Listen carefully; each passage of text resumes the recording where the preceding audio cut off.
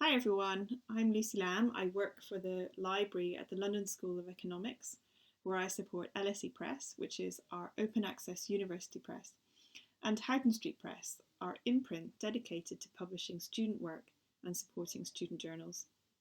I'm going to talk a bit about the background to that project, as well as the opportunities and challenges that the programme has presented over the past 3 years. Houghton St Press launched in 2019. We had one brand new journal, Studies in Philosophy, Politics and Economics.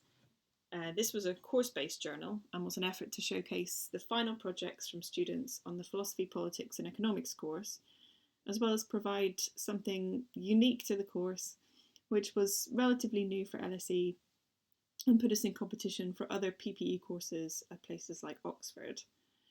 SPPE works by students writing their final year essays as usual. Each student reviews another's essay, and then when they have another chance to edit their work based on feedback, and finally the course tutor picks the best 10 or so, and those are published in the journal.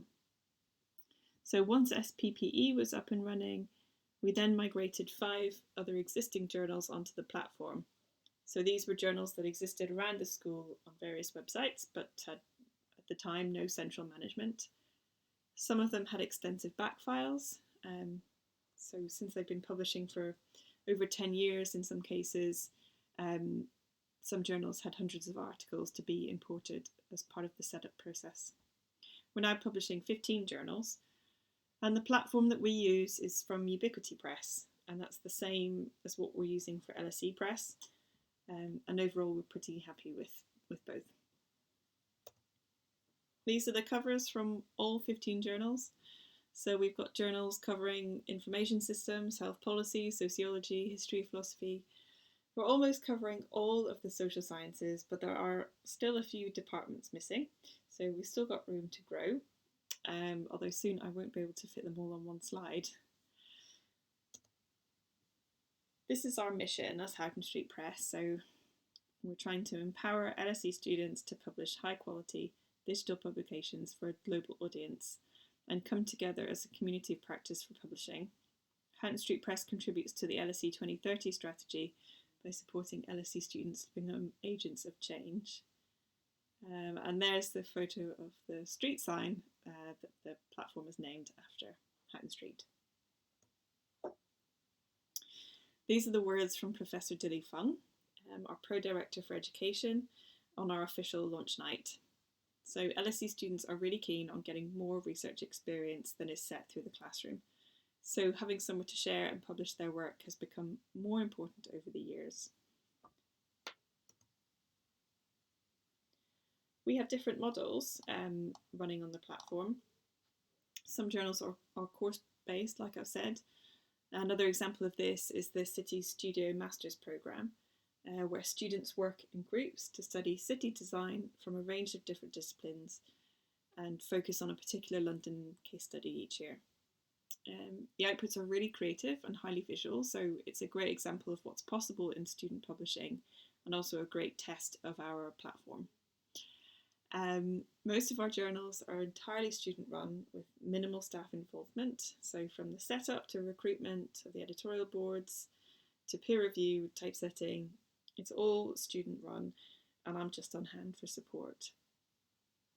A few journals have come from student union societies, and those work slightly differently, but the societies have research arms to provide students with extracurricular opportunities, like I said. So a journal has become a kind of natural outlet for those projects. So my role in all of this is to make sure that the students have enough support to do it all on their own. We have a Moodle page to host most of our guides and templates. We have regular editors' meetings to review what's happened previously and to plan ahead, as well as to raise any issues that have come up. There's regular training for new editorial boards, so both for brand new journals and at sort of transition points when old boards leave or graduate and others come in to start new. So October is usually really busy as new students arrive, And then again, it's quite busy for training in April and May as we do some refresher training as the editors come back to actually publish their articles and issues. And finally, we provide support in terms of promoting the journals on social media or through Welcome Week and our internal newsletters.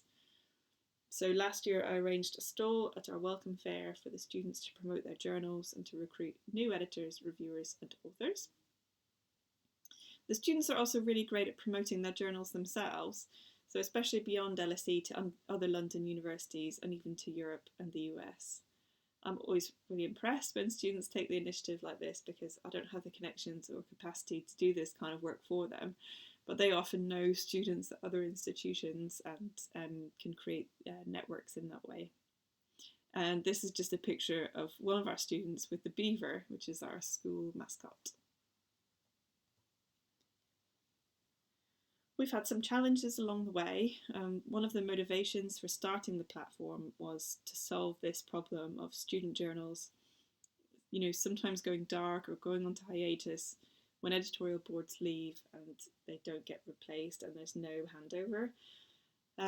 Although this is still proving to be a problem, so it's happening less often. But for example, I'm still trying to recruit an editorial board for one of our history journals after about 18 months of no activity. And I think now we'll have to wait until September again because our students are now focusing on exams and aren't really looking to take on new work. It can be sometimes tricky to get the students to work together and to establish roles and to stick to them. So there can be problems with people joining editorial boards, being very enthusiastic at the start of the year, and then kind of drifting off or disappearing. The journals that work best are often those with very small editorial teams.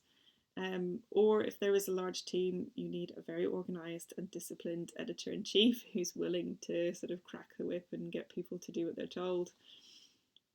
I haven't got it quite right on building a community around student publishing yet. And this is partially down to the pandemic and partially just trying to get the right level of input and engagement from the students. I'd love to have more capacity, within my team to keep in contact with the students more often, but this is something that often just falls to the bottom of the list as other things with student publishing or LSE Press come up. Looking ahead to the future, we're planning to do or attempt to do more community building in 22-23, especially as students become more comfortable on campus.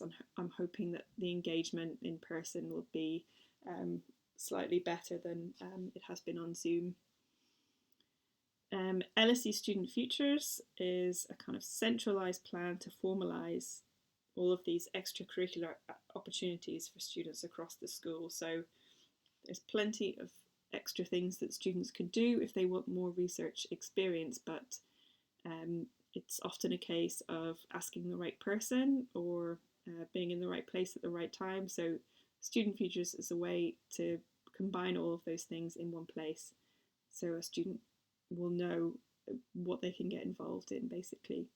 And Houghton St Press is a big part of that because it's the final step in a research project is to publish and share your work. And I've put on there our first book, ? It would be great to publish a student book. I think it's unlikely to be a monograph, but maybe an edited collection could work. The platform is capable of hosting books, so it's potentially something to think about in the future. That's it from me. Thank you very much for listening, and I'm happy to take any questions.